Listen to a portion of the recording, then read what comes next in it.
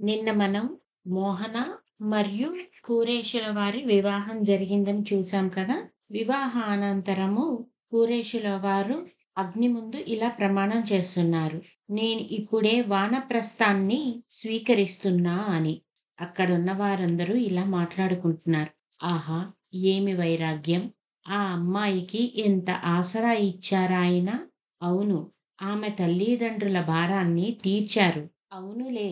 కాపురం చేస్తే కదా వైధవ్యం అనే ప్రసక్తి. పిల్ల గతిని గౌరవించాడు. తన ప్రాణాన్ని దక్కించుకున్నాడు. శాస్త్రాన్ని పాలించాడు. మరొకరు ఇలా అంటున్నారు. ఆహా! ధర్మ సూక్ష్మాలను గ్రహించటంలో ఈయనే సాటి అని.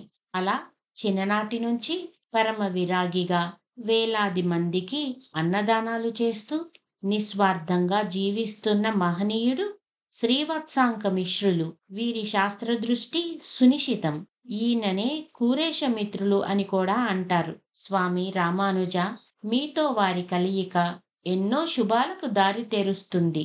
ఇది నిజం అంటారు రామానుజుల వారు ఇలా అంటున్నారు. దేవరాజా, దయాపాత్రులైన మీ వాక్కు ఎప్పుడు వ్యర్థం కావు. అంతలోకి ఒక శిష్యులొచ్చి అడియన్ కూరనాథులు వేంచేశారు.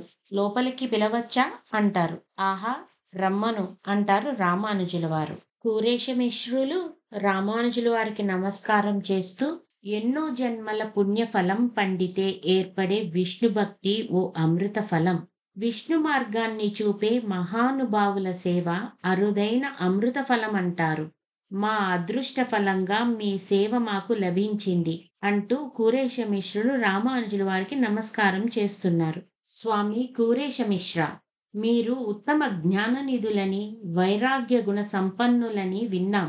మీ సౌశీల్యాన్ని, వినయ సంపదని ఇప్పుడు ప్రత్యక్షంగా చూస్తున్నాం. నిరాడంబరులైన మీ సహచర్యం మాకెంతో స్ఫూర్తిదాయకం అంటారు రామానుజుల వారు కూరేశమిశ్రులతో.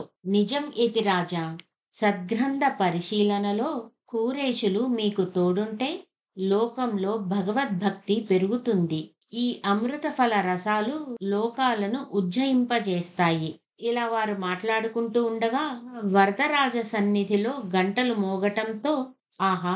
వరదరాజస్వామి ఆమోదాన్ని అందిస్తున్నారు చూశారా అంటారు కాంచీపూర్ణులు. యతిరాజా, శాస్త్రకోవిదులైన కూరేషులకి, ఉత్తముడైన దాశరథికి సద్గ్రంథాధ్యయనం ప్రారంభించండి అంటారు కాంచీపూర్ణులు. మరి దీనికి కూరేషులు తన ఆమోదాన్ని తెలుపుతారా లేదా అనేది రేపు తెలుసుకుందాం.